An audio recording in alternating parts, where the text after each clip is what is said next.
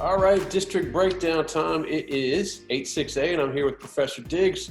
Diggs, this district it threw me for a loop last year because every time I'm thinking of Arlington ISD, I'm thinking once they make the playoffs, they're going out west. But they threw them over about 5 districts to 8-6A, so they don't have to make that travel plans.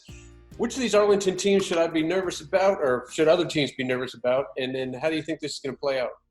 I think it has to be mentioned. If we're going to do district breakdown, we have to kind of break down the coaching changes because this district, I think more than any other DFW area district, was really impacted by coaching changes. You got 3 of the 4 playoff teams last year with new coaches with Arlington Bowie, Arlington, Lamar, and South Grand Prairie.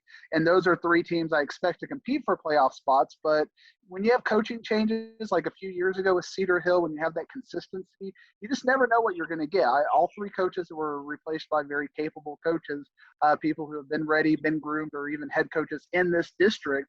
In the case of Laban DeLay, who went from Arlington Lamar over to South Grand Prairie. But still, you always have to wonder a little bit when you have coaching changes. It's not that sure thing.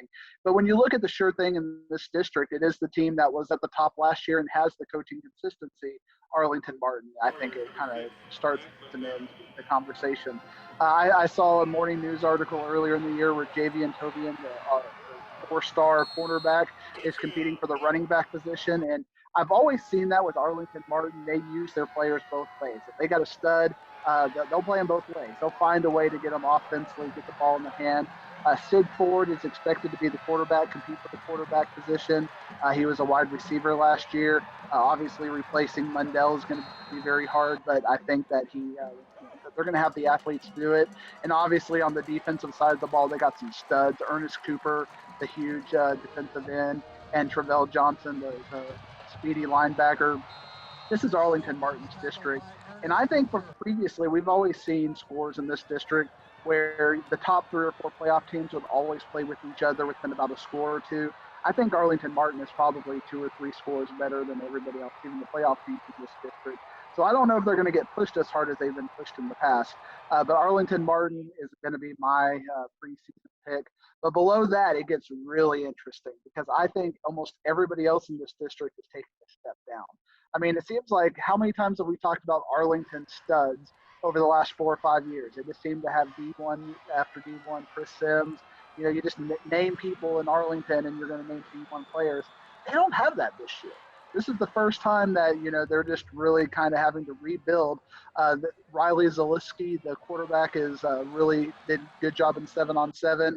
They've got a great offensive lineman in Jacob Waller who will kind of protect Zalewski, but I don't know how Arlington's going to be defensively. I think they're going to have to win some 50-40 kind of games, and I think they've kind of equalized the field. SGP was very senior heavy last year. It was arguable they could have beat Allen in the playoffs, and maybe they should have beat Allen in the playoffs. But they're going to have to do a little bit of a rebuild job. They're going to have a new coach, as we talked about, but a coach who's very familiar with this district. And I think he sees the talent line over at South Grand Prairie and decided, hey, I think I might have something. They're going to have Dwight Nanu coming back, and A.J. Newberry was a sophomore running back, got some sporadic time in there, so he has some varsity playing experience. I think he'll be key this year for South Grand Prairie's success. But they're going to need a quarterback, and I don't know who that quarterback is going to be. And I think SGP really thrives on having that speedy quarterback, and I don't know who that's going to be. It hasn't really emerged at this point. What do you think about the Bowie squad? They obviously have arguably one of the best 2 players in the district with Devin Campbell. Is it a deal where they just run behind him until they get everything else figured out, or what do you think about that squad? I mean, you can, and Jalen Sanders is a great running back option too. But to me, when I watched Arlington Bowie versus South Grand Prairie last year, and I watched a coaching masterpiece last year. And not to say Joseph Sam isn't going to deliver those kind of coaching masterpieces for them, but I watched SGB beat them up and down for 3.5 quarters, and then Arlington Bowie just zoomed back.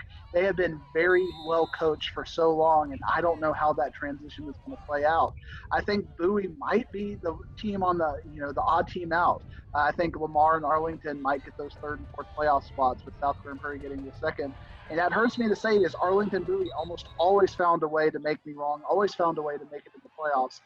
But this year, I got to see how Coach Sam handles that team. Because they're going to have some athletes, but they're also very thin. They're going to have or 4 really good players, but after that, the quality, they just don't have the depth of some of the other Arlington ISD teams. And they've always been kind of kept together with the patchwork and the coaching.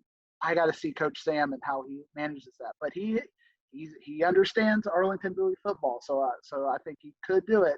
I got to see it first. Yeah, that takes me back to last year when Sam was coaching down at Hightower, and he was put on COVID watch for their 2 playoff games, and they won both of those playoff games. And he sent out these viral videos where he's going crazy in his apartment and everything like that. But I'm interested to see how he does. I'm interested to see how Coach Skinner does once he coming back to where he used to dominate there at Lamar. So this should be an interesting district. Yeah, and I think Sam Houston, they've got some very young talent, so don't count them out. Grand Prairie, you can never count them out. So it's a very good district. 7 teams in this district could make the playoffs in a lot of other area districts. But we only get to take 4 in this district. And if you ask me, I'm going to take Martin, SGP, Lamar, and Arlington. But Bowie, Sam Houston, and Grand Prairie all are capable of getting that 4th playoff spot. That's right. And, Grand Prairie's got what I think is the sleeper player in the district, and Savion Red. He plays basketball as well, and the kid he's got heart for the size he is. So should be interesting. We're heading out to Garland next week for some 9-6A. Can't wait to start talking about that. Garland ISD is always fun. Sergio Perez talk next week. There we go. All right, Diggsy, we'll see you. See you next week.